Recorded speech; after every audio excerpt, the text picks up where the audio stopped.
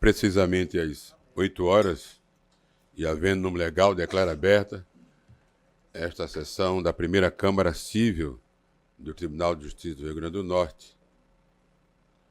E o fazemos inicialmente dando as boas-vindas ao doutor juiz convocado João Por Deus, que se encontra em substituição do desembargador Cornélio Alves, que está de férias, no período de 12/5 a 10/6, e folgas compensatórias em alguns dias seguidos. Registramos as ausências do desembargador Cláudio Santos, que se encontra de licença médica por período de 10 dias, e o desembargador Cornélio, como foi dito, está em gozo de férias. Faço ciente aos advogados e às partes que os processos com ampliação de quórum vinculados ao desembargador Cláudio Santos e Cornélio Alves não serão julgados em razão de suas ausências. E vamos iniciar pela parte judicial, mas antes disso, em relação à ata da sessão anterior, no silêncio das partes, dou por aprovada. Alguma proposição, doutor Luiz Alberto? Doutor Por Deus?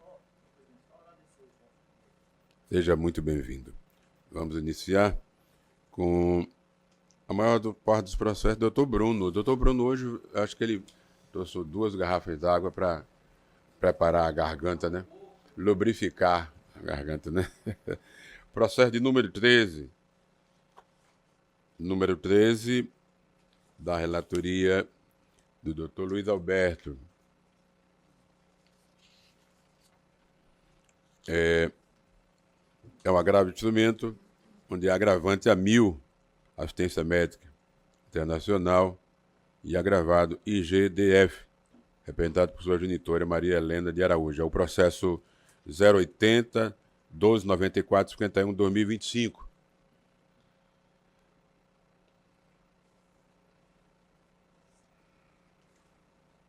Tem 2 tentações ou só uma? Só uma, não é?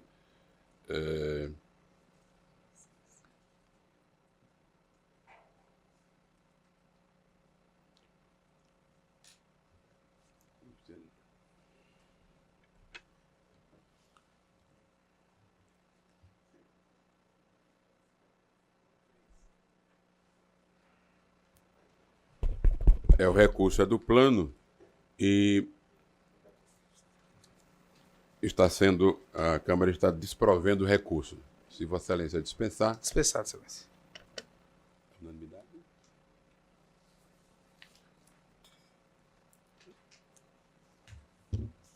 Em seguida, ainda também do doutor Luiz Alberto e também do doutor Bruno Henrique, é o 14.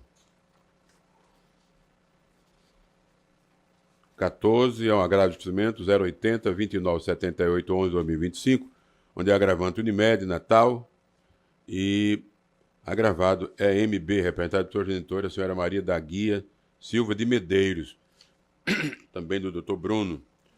Tem 2 tentações orais, não é? O agravante é a Unimed, está presente, a Unimed, a advogada da Unimed, é Fernanda Fernandes, não sei se presencialmente não está, e virtualmente não se apresentou, não está, não é? Agravante é a Unimed, é também pelo desprovimento do recurso. Perfeito, Excelência. Dispensado. Excelência dispensa. O 13 e o 14 já foram. Vamos para o 15. Também de relatoria do juiz convocado Luiz Alberto. É uma apelação civil. Não sei se está invertido aqui. Não mesa. O 15 não está em mesa. O 15 não está em mesa. Está com vista para mim. É este relator, para este que vos fala. O 15. Vamos para o 20. O 20 é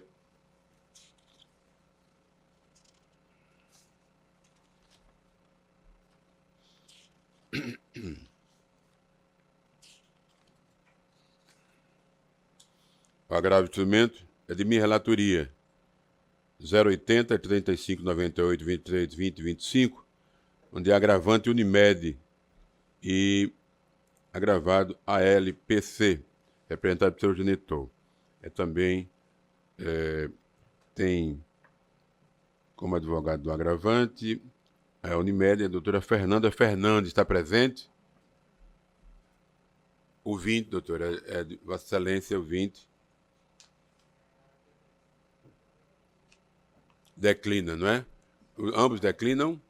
Ambos declinam. O 20, julgado então.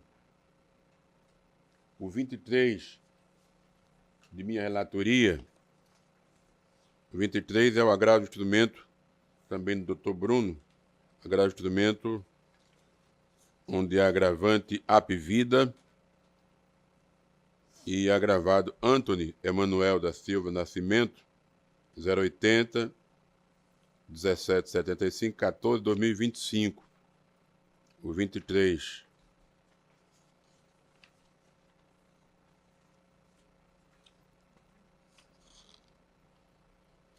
Tá faltando o voto do Dr. Luiz Alberto, não é?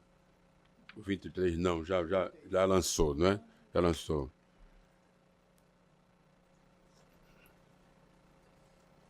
Agravante é Apvida.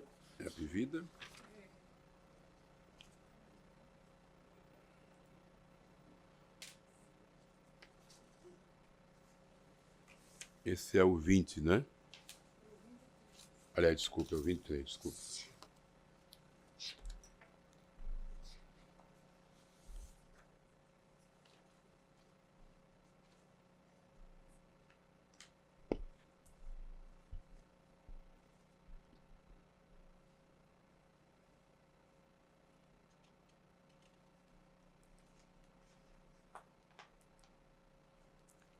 A tutela de urgência está sendo mantida. Também dispensa, não é? O 23. 24, também de minha relatoria. O 24 é o agravo de instrumento 080, 17, 15, 41, 2025, agravante Apvida e agravado João Lucas de Souza de Lima. Tem como advogados Apvida André Menescal Guedes e outro, e advogado do agravado Bruno Henrique Saldanha Faria. Também lançou, o doutor Luiz Alberto já lançou? Estava faltando, já lançou, né? Lançou? A unanimidade. 20, esse é o 24. 24. Agradeço, presidente. Hoje encerrou. Encerrou, né? Não precisa nem falar. Ok, doutor, desprovido. Muito bem. Poupou a garganta, né? 24, né? Termina já. O 12, de relatoria de Luiz Alberto, doutor Luiz Alberto, 12. O 12 é o agravo de instrumento, onde é agravante José Lidérzio Ferreira de Vasconcelos, tem como advogado a inscrito Mozart Souza e agravado Bradesco. Presente? Presente.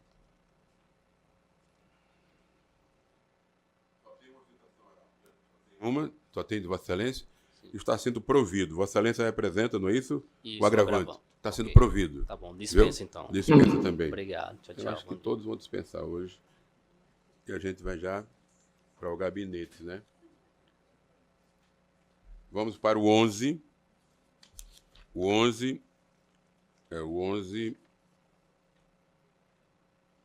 é do desembargador Cláudio. Os processos, aliás, os processos 11 seria do desembargador Cláudio, não pode ser julgado, não é isso? O 11. Vamos para o 26. 26 é de minha relatoria.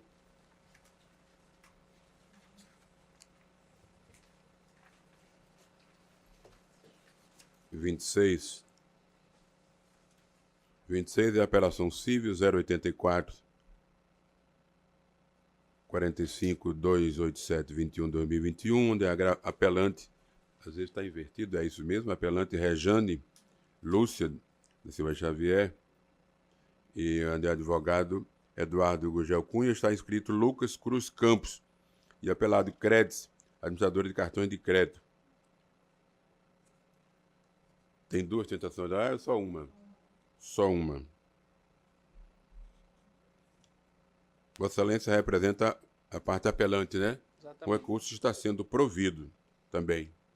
Obrigado, dispensa. Viu?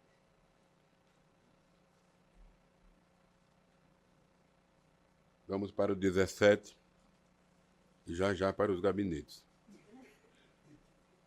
Né?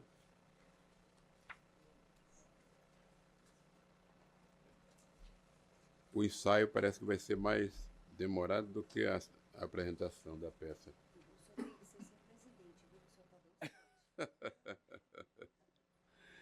Vamos para o 17. 17, apelação civil, onde é apelante Aníbal Rebouças Duarte Soares, advogado Ela Plácia Rodado Coelho Neto e apelado Francisco Ferreira Souto Filho.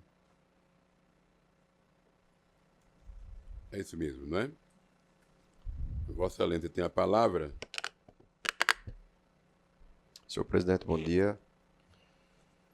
Bom dia aos demais membros, doutor Luiz, doutor João, doutor representante do Ministério Público, todos os colegas que estão na sala virtual e aqui também na sala presencial, aos demais servidores e a todos que nos assistem. Licença, senhor. É de relatoria do juiz convocado Luiz Alberto.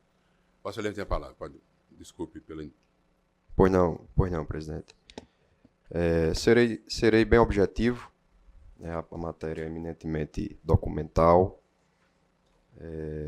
um processo já que tem uma certa idade, já vem desde o ano de 2010, mas tem um objetivo muito bem delineado e pede a declaração de nulidade de uma escritura pública do 6º Ofício de Notas lá de Mossoró. A grande controvérsia é que os apelados, né, existe uma escritura pública de compra e venda de uma propriedade entre os apelados. Os apelados se chamam Ari Salem Duarte e Francisco Ferreira do Souto Filho. E o apelante questiona exatamente a validade dessa escritura pública de compra e venda não registrada. Essa escritura pública, para que fique registrado, está acostada no identificador 228-75963, página 37. E o grande questionamento, o principal fundamento, é que essa propriedade, né, ela foi herdada pela pessoa de Ari Salem e teria sido vendida a Francisco Ferreira do Souto Filho. Porém, o cartório, o 6º Ofício de Notas, lá em Mossoró, inseriu informações divergentes nessa escritura pública de compra e venda. E até então, isso não traria nenhum prejuízo para ninguém, de modo que o senhor Francisco Ferreira ele não insistisse em sobrepor uma parte dessa parcela de terra na parcela de terra do apelante. E daí surgiu a controvérsia. Então, os apelados que fizeram um negócio jurídico no 6º Ofício de Notas em Mossoró, onde se lavrou uma escritura pública de compra e venda não registrada, sobrepôs, desde o princípio, no caso ele insiste em sobrepor uma parcela de 116 hectares sobre a parcela de terra do apelante, então o senhor Aníbal Duarte. A parcela de terra do senhor Aníbal Duarte ela é devidamente registrada no 1º Ofício de Notas, ou seja, ela tem a escritura pública e tem um devido registro. Isso é um diferencial para a escritura pública que está sendo questionada. Essa propriedade foi adquirida pelo apelante desde 1978, da empresa chamada Metalgráfica do Norte, que, por sua vez, a adquiriu em 1971 das pessoas de Joaquim Duarte Soares e sua esposa Maria Dolores Duarte Soares. Então, há uma divergência de informações e de confinantes que ensejou, inclusive, a realização de uma perícia em 1º grau, onde, muito embora ela tenha sido um pouco controversa, ela traz informações muito importantes e que o juiz de 1º grau não levou em consideração. Desde um princípio que a parte autora, agora a apelante, ela demonstra a divergência de informação entre as propriedades que foram herdadas Porque o vendedor, ele herdou a propriedade, mas a característica que foi inserida de qualificação e confinante na escritura pública para o outro apelado, Francisco Ferreira do Souto Filho, é totalmente divergente. É esse o desespero do apelante, porque ele vê que a propriedade é distinta e, mesmo assim, ela está se confundindo, por força da sentença agora, na sua propriedade, ou seja, está lhe prejudicando. Ele tomou a iniciativa de notificar o cartório, essa notificação está nos autos também, perguntando no identificador 228-75970, página 20 a 29, perguntando por que o cartório, o sexto ofício, tinha colocado informações divergentes na escritura pública, que foi o do imóvel herdado para o imóvel que foi vendido, porque isso está causando prejuízo para o apelante. E o cartório apenas se resumiu dizer que a propriedade não está registrada, que a escritura pública existe, mas que não há registro. Só retificando, essa notificação está no identificador 228-76233, página 2, para efeito de registro. Então, o cartório ele não deu nenhuma informação do porquê que ele destoou das características e dos confinantes da propriedade que foi herdada para a propriedade que foi vendida e está colidindo com a propriedade do apelante. Ele questionou por que vocês inseriram as características divergentes dessa propriedade, de que foi herdada para que foi vendida e não houve um retorno efetivo do cartório, a não ser dizer que a propriedade não está registrada. Ou seja, nós temos aqui dois títulos, duas escrituras públicas, uma do apelante e outra dos apelados.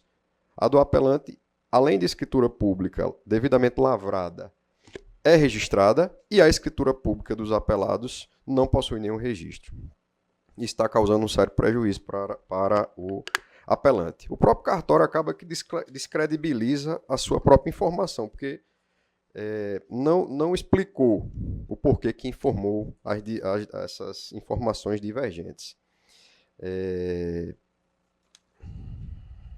A cadeia dominial, apenas para que a gente tenha uma noção de tempo, não tenho como ler tudo aqui, o processo é super volumoso, mas para que a gente tenha uma noção de tempo, essa propriedade se chama Propriedade do Carmo. Foi adquirida por essa pessoa que eu falei, Joaquim Duarte, em 1953. Foi dada em garantia hipotecária a essa empresa metalgráfica em 1969.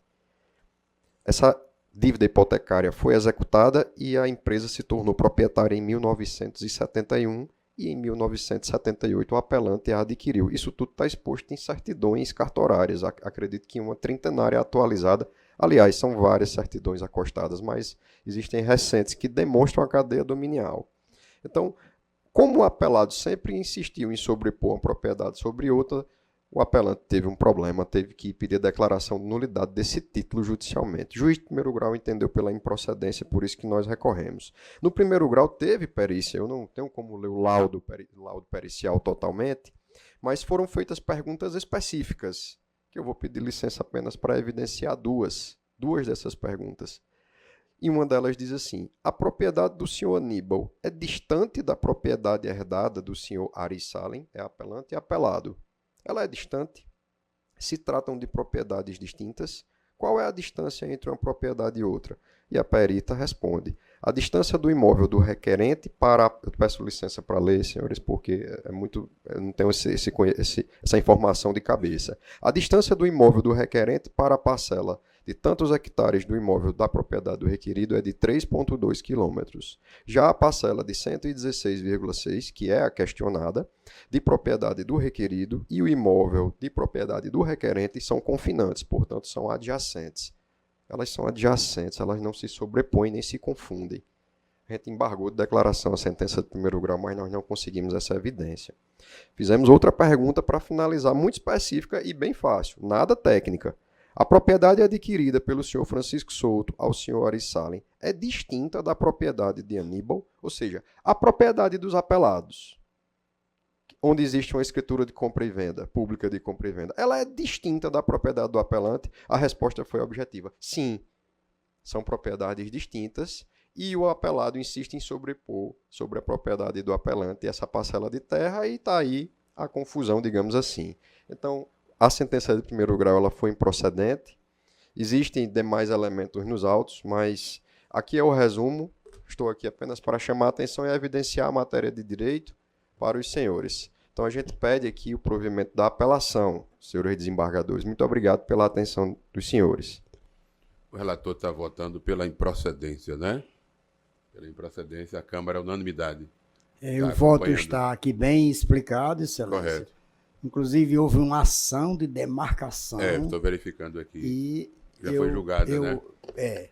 Lidei muito nisso. Acompanhei o julgamento do juiz de primeiro grau. Já lidei muito com isso na terceira vara civil. Demandaria realmente uma ação demarcatória, não é? Já foi decidida em primeira instância. Então, a Câmara está decidindo pela improcedência do pedido à unanimidade. Então, tem agora o número 18. O número 18 é a apelação civil 086-3123, 3620-23. Onde a apelante Summit Global Asset SPC e o advogado João Carlos Ribeiro Areosa e outros, e apelado Jaqueline de Farias Fernandes e G5 Planejamento e Execução Limitada. Lídia Ana Gomes Brito da Silva, advogada. É Vossa Excelência, né? Sim, excelência. Vossa Excelência representa, então, A parte apelada. parte apelada, né? Jaqueline e outros, né? Isso, excelência. Tem ostentação. João Carlos se inscreveu. João Carlos Ribeiro Areosa, não está virtual, porventura. Se inscreveu pela parte apelante para fazer ostentação oral. Não compareceu. Então, Vossa Excelência tem a palavra. Viu? Vossa Excelência tem a palavra. Bom dia a todos. Inicialmente, eu cumprimento essa colega da Câmara Civil, na pessoa do desembargador presidente, bem como o membro do Ministério Público e os nobres colegas advogados que estejam presentes à sessão virtual. Trata-se de um embargo de terceiro em que a empresa apelante Summit Global Asset SPC requereu em sede de tutela de urgência a suspensão de uma penhora no rosto dos autos. Ocorre, excelências, que esse cumprimento de sentença em que a apelante é apelada é exequente de um processo que tramita desde novembro de 2017 e já tinha tentado todas as possibilidades possíveis para executar o débito exequente, quando verificou no próprio sistema PJE a existência de um cumprimento de sentença que tramitava na Central de Avaliação e Arrematação. O número do processo é 012 90 79 80 2012. 820 mil ao contrário. Nesse processo, em que existe como parte exequentes o senhor Francisco Martins de Queiroz e Regina Lúcia Marinho Bezerra, eles estavam executando o valor de R$ 426.142,45. Ocorre que o bem penhorado nesse processo que tramita na Central de Execução foi levado à arrematação por iniciativa particular. E o valor dele arrematado serviria para cobrir não só o valor dos exequentes Francisco e Regina, como também para a realização de penhora no rosto dos autos. E foi o que foi solicitado pela apelada. A parte apelada, como exequente, pode se valer de todos os meios possíveis para executar o débito exequente, entre eles a penhora no rosto dos autos, que foi requerida com base no artigo 861 do CPC. Sabemos, excelências, com base na jurisprudência, que a penhora no rosto dos autos trata-se de uma expectativa de direito, verificando que a empresa G5 tinha crédito a receber nos autos do processo que tramita na Central de Arrematação e que teve o bem penhorado e vendido por iniciativa particular, restando valor remanescente, requereu essa penhora no rosto dos autos, que foi prontamente deferida. Mas eu chamo a atenção, excelências, para um ponto fundamental, no sentido de que existem diversos outros pedidos de reserva do crédito. Não só a apelada requereu essa reserva do crédito, outros exequentes de outros processos deferidos por outros juízes também deferiram a penhora no rosto dos autos. A penhora do processo que tramita na Central de Avaliação e Arrematação está perfectibilizada. Por quê, excelências? porque assume que a empresa que está apelando nestes autos interpôs impugnação à penhora do imóvel, que foi rejeitada pelo juiz de primeiro grau, e este do outro tribunal, através do processo o agravo de instrumento 080 48 47 19 2019, manteve essa decisão. E a Summit veio a interpor um agravo em recurso especial que também não foi julgado procedente. Portanto, a decisão do processo da arrematação em si, que manteve a penhora, está perfectibilizada, pronta e acabada. E mais, excelências, um ponto central é que a empresa arrematante já foi emitida na posse do bem objeto da arrematação, e o valor que ela vem pagando em parcelas. Nesse mês de maio, no dia 5, foi realizado o depósito da 9ª parcela. Portanto, os pagamentos estão sendo realizados, outros credores estão se habilitando nos mesmos autos, outros exequentes que tiveram pedido de retenção deferido em outros processos estão se habilitando, e os exequentes originários já receberam o valor do seu crédito. Então, excelências, nada mais justo que a apelada mantenha-se a penhora no rosto dos autos deferida pelo processo em que foi entrado os embargos de terceiro, para resguardar o direito dela à execução desse crédito. Brilhantemente, o juízo de primeiro grau entendeu que não havia interesse de agir nesses embargos de terceiro em qual você está julgando essa apelação hoje. Por quê? Porque a penhora foi perfectibilizada nos autos do processo da central de arrematação. Não pode estar sendo discutida a validade nestes autos da penhora que foi efetivada em outro juízo. A penhora no rosto dos autos, que está sendo defendida agora pela apelada, está relacionado plenamente com o objeto da arrematação e depende na manutenção dessa penhora que foi mantida por este tribunal em outro processo e que transitou em julgado, não há que mais se discutir. Por fim, excelências, há um ponto essencial a ser informado nesses autos, que é, caso a apelação seja provida, a única exequente que vai ser prejudicada é a apelada, porque existem diversos outros pedidos de penhora no rosto dos autos que foram deferidas e que serão cumpridas, enquanto que a apelada vai ter, de forma desarrazoada, o direito ao seu débito não acolhido. Nesses termos, pede-se seja negado o provimento à apelação. Agradeço a atenção de todos. Neste processo, o relator, que é o Dr. Luiz Alberto, não é isso?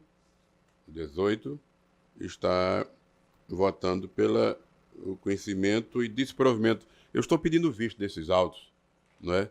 E digo pelo seguinte, porque há pendência de julgamento dos embargos de declaração 080, 92, 97, 29 de 2024, onde eu fiquei redator para o acordo, e o resultado do julgamento dos embargos de declaração é diretamente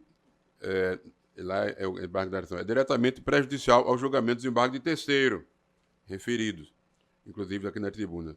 Se a remissão discutida no agravo de instrumento referido for considerada tempestiva e válida, a própria execução original seria extinta pelo pagamento, tornando-se sem efeito tanto a penhora principal quanto a penhora no rosto dos autos discutidos neste processo. Portanto, é prudente que o julgamento dos embargos terceiro aguarde a decisão definitiva sobre a validade da remissão para evitar decisões contraditórias e preservar a segurança jurídica, razão pela qual estou pedindo visto dos autos. Desses autos. Esse é o 18. Ainda Obrigado. Tem 2 ou 3 pedidos de sustentação oral, não é, virtuais, não é? É o número 30. Número 30 de minha relatoria é apelação civil, onde é apelante. Houve 2 apelações, não é? 2 apelações. Apelante apelado Serasa e apelante apelado Danilo Vicente da Silva. E está inscrito Rodrigo Aires, né? Está presente virtualmente. Se inscreveu virtualmente. Vossa Excelência, bom dia. É o doutor Rodrigo? Isso, Excelência, bom dia. Vossa Excelência representa quem? Falo em nome da Serasa. Em nome da Serasa, representa não é? a Serasa. Da Serasa. Isso. Certo. Vossa Excelência tem o tempo regimental está com a palavra. Muito obrigado, Excelência. Bom dia, senhor presidente e relator da apelação cível número 30 de ordem da pauta, 0809-666, dígito 31.2024, processo originário da segunda vara civil da comarca de Mossoró. Bom dia também, demais membros desembargadores desta primeira Câmara Civil, colegas advogados, representantes do Ministério Público e todos os demais presentes. Esse processo se trata de uma temática já bem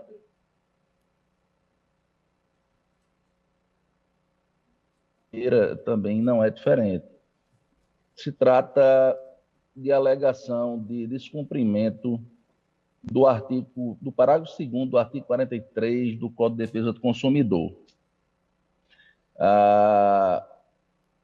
O ora apelado, o senhor Danilo Vicente da Silva, propôs ação indenizatória. Pois não, Excelência? Excelência, posso continuar? A palavra está com Vossa Excelência. Alguém interrompeu, Vossa Excelência? Não. Não, me perdoe, Excelência, que eu ouvi Vossa Excelência falando e eu achei que fosse alguma... Meu microfone estava desligado. Vamos retomando. Então, foi proposta a ação indenizatória, alegando que a Serasa teria descumprido o parágrafo 2º do artigo 43 do Código de Defesa do Consumidor, pois não teria feito comunicação prévia da inscrição, o que de fato não aconteceu. Esse é o motivo da resignação da Serasa diante da sentença condenatória do juízo da segunda vara civil da comarca de Mossoró, que condenou ao pagamento de R$4.000 a título de indenização por danos morais, além da exclusão do nome do apelado e dos órgãos restritivos da Serasa e a desconsideração da dívida apontada.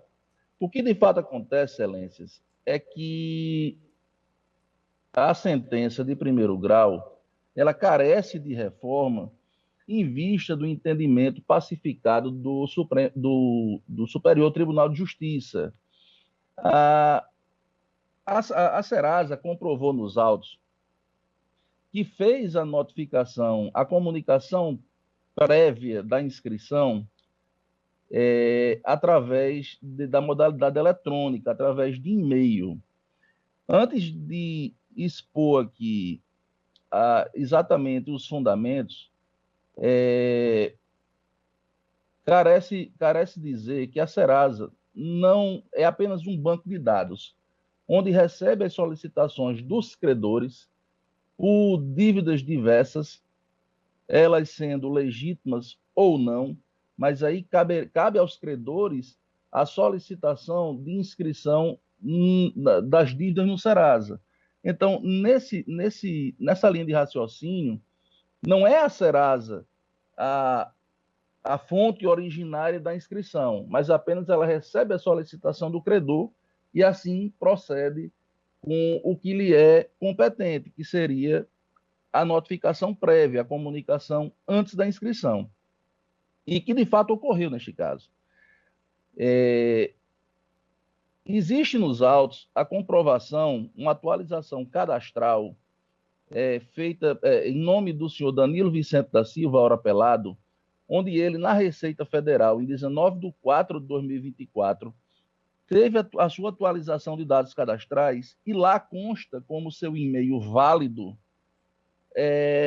o endereço eletrônico dafneyasmin6@gmail.com.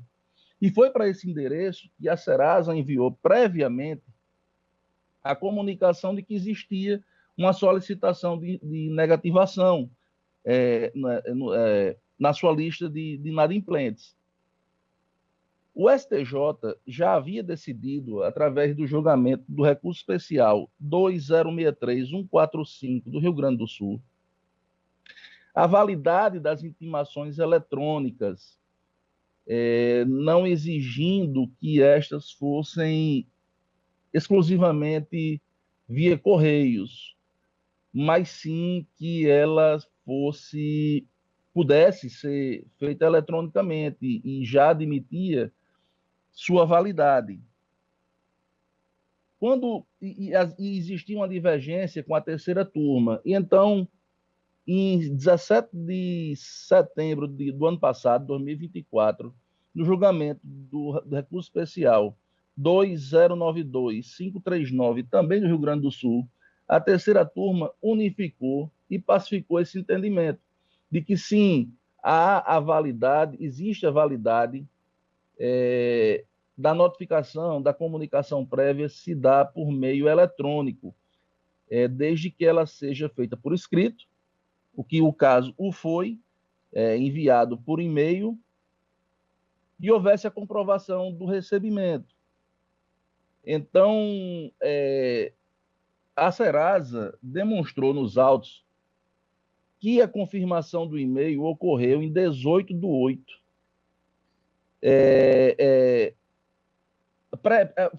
A confirmação foi prévia. Antes da inscrição, a Serasa comunicou com 10 dias de antecedência.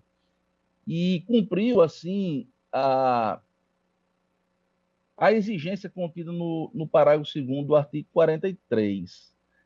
Vale também, excelências, invocar aqui as súmulas 359 e 404 do STJ, bem como a súmula 25 do próprio Tribunal de Justiça do Rio Grande do Norte, que a súmula 25, ela diz expressamente que a notificação prévia de que trata o artigo 43, parágrafo 2º do Código de Defesa do Consumidor, como condição de procedibilidade de emissão do nome do devedor de inadimplentes, dispensa a efetiva comprovação de ciência do destinatário por meio de aviso de recebimento, considerando-se cumprida pelo órgão de manutenção do cadastro com o simples envio da correspondência ao endereço fornecido pelo credor. O endereço eletrônico, ele está sendo aceito e é validado, pacificado e unificado o entendimento pelo STJ.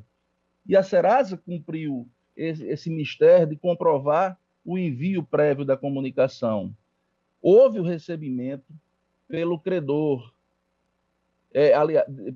pelo apelado. E, no caso, não existe dúvidas de que foi atendido o seu ônus probatório.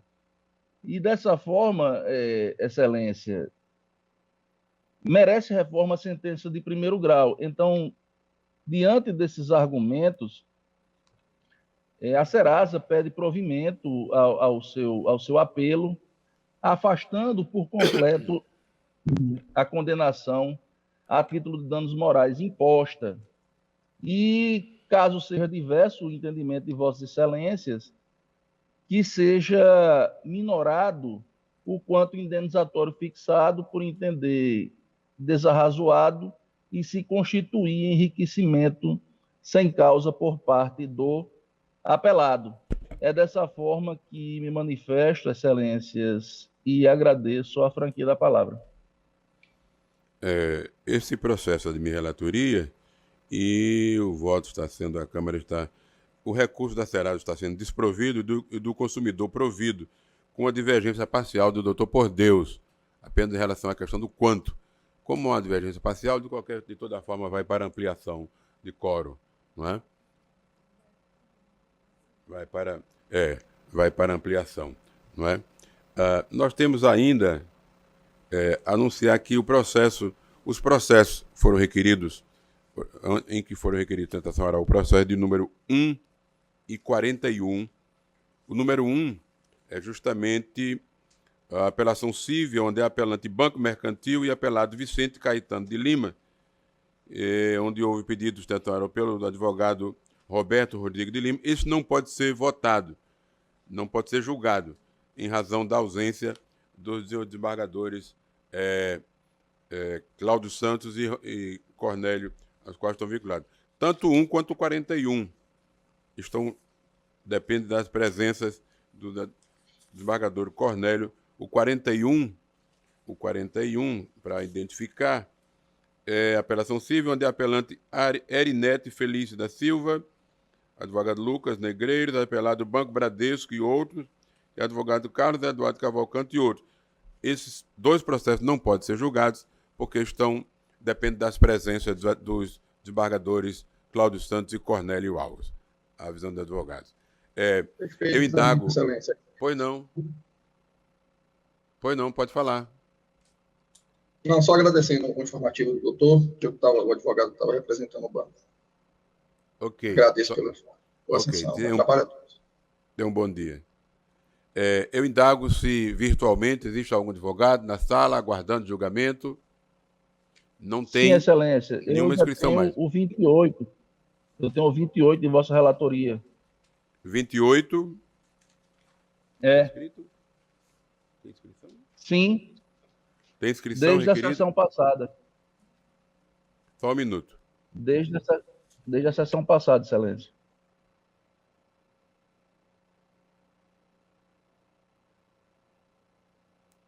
O 28 foi retirado de pauta. Não está sendo julgado hoje, viu? Ele havia sido retirado de pauta, está sendo retirado de pauta, o 28.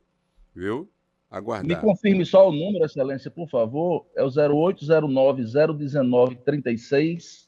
Só um minuto. 28 é o 080, 28 é o 080 90 19 36 20, 2024, é isso? Apelante apelado Isso, de vossa Serasa relatoria, Maria dos né? Perpétuos Socorro Maia Gomes. E apelante apelado Antônio Bento Alves, é isso mesmo? Isso mesmo. Eu esse processo. represento a Serasa também. De minha relatoria, está sendo retirado de pauta, viu? Pois não, Excelência. Ele vai ser incluído na próxima? Não necessariamente, viu? Está sendo retirado de pauta e, oportunamente, quando for pautado, Vossa Excelência será intimado da forma legal, viu? Pois não, Algum Excelência. outro Muito advogado obrigado a oportunidade. virtualmente, aguardando o julgamento?